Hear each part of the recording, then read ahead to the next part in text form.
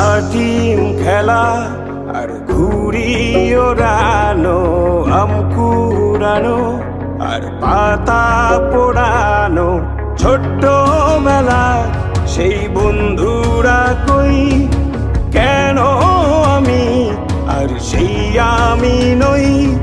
আজ অনেক বছর পরে খুঁজে ফিরি, কোথায় আহারে আহারে আহারে শৈশব, কোথায় হারিয়ে গেল যে আহারে কৈশব, কোথায় আহারে আহারে আহারে শৈশব, কোথায় হারিয়ে গেল যে আহারে কৈশব।